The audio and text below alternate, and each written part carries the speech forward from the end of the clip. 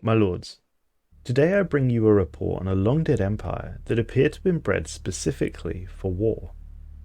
We are fortunate enough to have in our possession records from the Kryn hegemony, the creators of a clone empire bred specifically for war, and the records from a governor within the clone ranks itself, dated approximately 1500 years later, long after they had been abandoned. We shall begin with the clone's creators. Around 3,000 years ago, there existed an empire known as the Kryn hegemony. The Kryn were a relatively technologically advanced hyper-militaristic empire. Unusually, they had not gone down the commonly followed path by materialists of cybernetics and synthetic enhancement.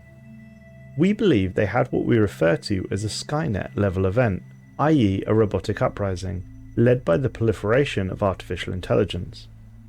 As such, it appears the Kryn preferred to use their fantastic biological science divisions to enhance themselves genetically. Within their species, disease and all serious ailments had been conquered. Indeed, they were practically immortal, their advancements in longevity outpacing their growing age. It was a marvellous time to be a Kryn. The Kryn had a spectacular mind for strategy, as materialists often do. Populations and empires were merely a piece on a chessboard, and the Kryn had strategically separated their various vassal states into specializations. Should one choose to rebel, it would most certainly be outmatched in one area. The Stellarians, for example, produced wonderful research but had little to no military to speak of, whereas their bulwarks, who did indeed have a well-maintained and provisioned military, almost totally relied on the Kryn to supply their vast fleets and populace. Should they rebel, they would starve within mere months. Despite all these measures, the Kryn themselves continued to maintain a sizable military force. After all, complacency is the death of us all. Over time, however, serving in the military, a once proud and noble profession, began to sour with the general populace. This largely came down to the fact that the Kryn had all but achieved immortality. Their individual lives became too precious to risk in a minor skirmish or border dispute. They needed an alternative. As such, the hierarchy within the Kryn science community came up with a solution.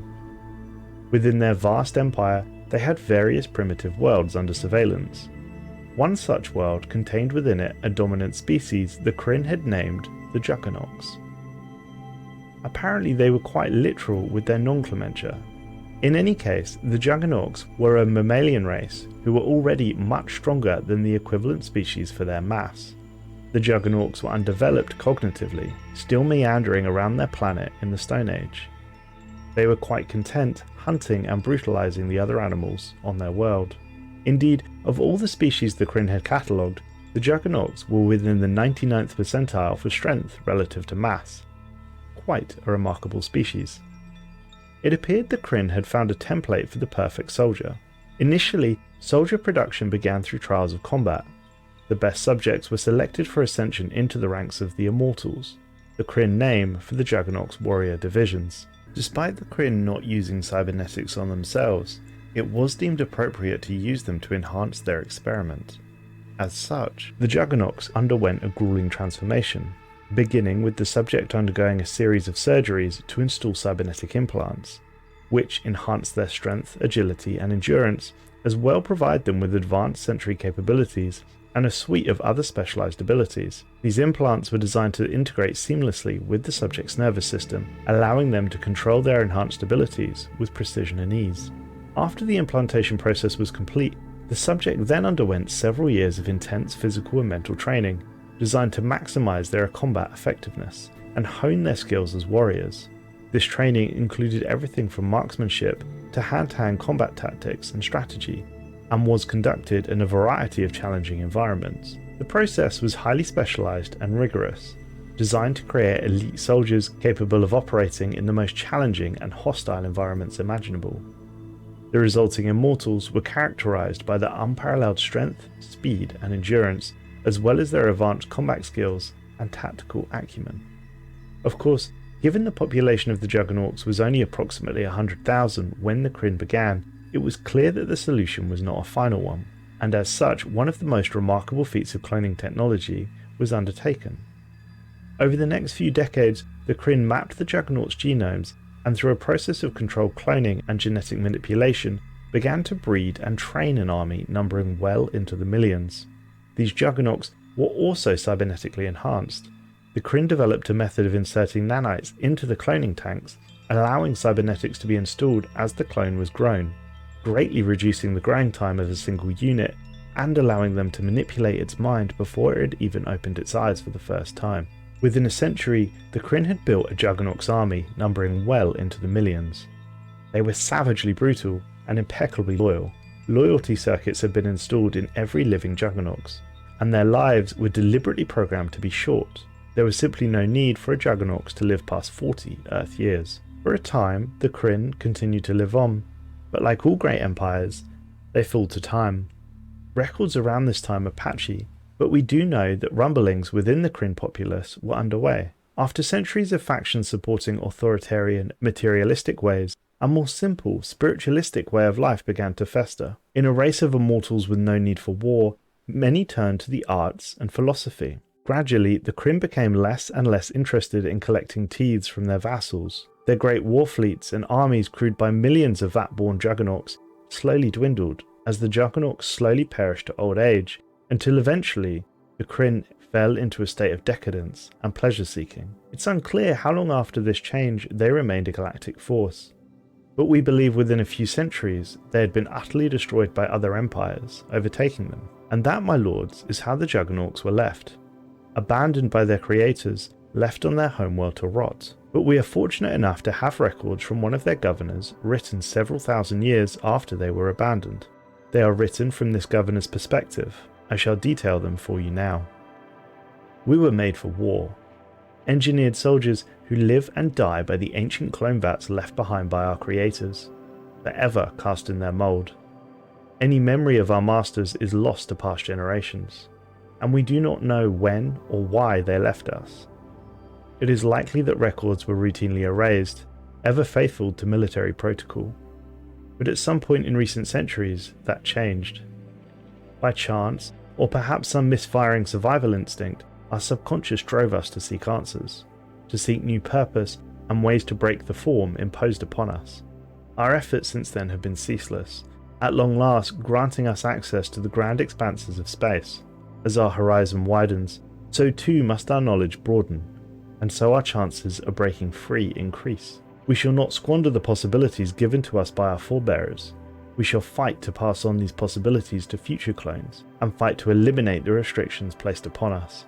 With our forays into space, the differing views on our origin are rapidly turning into a schism. Extremist groups are rapidly attracting more attention. Our people are strong, but the unity seems broken. Some view the creators as gods to be worshipped and obeyed, and believe that we were made in their image. They would do nothing except maintain the status quo. Others curse our ancient masters for their actions, labeling them as slavers, and would see them repaid in full. An excavation site has been established on our homeworld to verify the facts and put the debate to rest. Before we turn to space, we should exhaust all immediate possibilities. Our nation is old. Many generations of clones have lived and died here, beneath the ancient structures of our homeworld.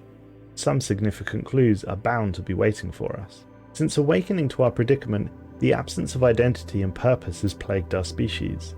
We grossly underestimated the impact it would have on our ability to move forward, let alone cooperate. We struggle to reach an accord, and we hunger for answers. This excavation site was established to seek evidence on the debated questions of our species' creation, and to find a foundational vantage point to help unite us. A central dig site has managed to successfully date the installation of one of our ancient clone vats by analysing the soil beneath the structure. Comparing its density and composition to that of its surroundings, we have reached a reasonable estimate of when it was placed there.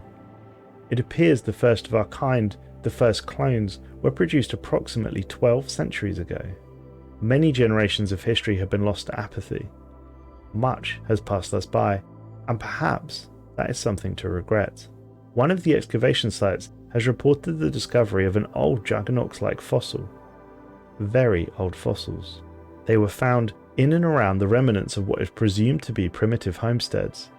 Apparently both fossils and architecture predate the construction of our aging clone vats by more than a millennium. Initial DNA sequencing has confirmed significant similarities between our genetic makeup and that of the fossilized matter, and it has been concluded that the remains belong to our ancient predecessors from before we were clones. This helps to put things in perspective. News of the excavation's findings proving that our species was once a primitive people on our homeworld is beginning to spread. It is difficult to deny the obvious conclusion: genetically modifying a primitive species such as our forebearers, a species already suited to wage war, served a specific purpose. Our creators remade us to die for their cause. They uplifted us to fulfill their needs, never to prosper on our own terms. Is this really the history we want for our people? There is ample opportunity to rewrite our past. I wrestled with this decision, but ultimately I chose to share it with the populace. We shall face reality for what the creators have done to us. A number of high-ranking officers have taken it upon themselves to publicly acknowledge their approval of my leadership ethics. In a widely broadcasted message, they saluted the bravery and wisdom it took to be truthful about our past, and the faith shown in them and our people. They are strengthened by our readiness to face the past, and it has allowed them to face the future with courage. People all over the homeworld are celebrating in agreement, praising the decision that I made. It is thought that we were once capable of independent reproduction. However, experiments to reclaim that capability have consistently failed, including those successful on other creatures on our homeworld. Progress for a long time has been at a standstill, until now. An unlikely discovery has our scientists hopeful. We have found a cipher hidden in the quantum biocode of the ancient clone vats, in an area that we believe governs our genome's potential for procreation. By the tenacity of our scientists, the cipher found within the ancient clone vats has been decoded. Protocol notwithstanding, the overly eager lead science officer has activated the key it contained. A message from the past echoes on the screen. The message reads, "I am burdened by guilt. I cannot imagine what paths have led to this, but surely not the mercy of my brethren. I created you to serve, and for that I am sorry. I cannot take back what is done, but I can help to open your future. Although you are deserving of more, I offer you two paths.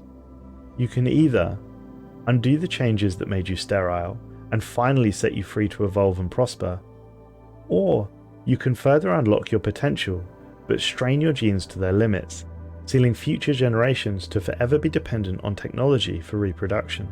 My lords, we believe that the clones chose the latter, choosing to unlock their genetic potential and ascend.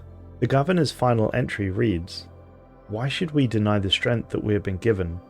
We need not love the creators to recognize their wisdom in choosing us as their ancient warriors.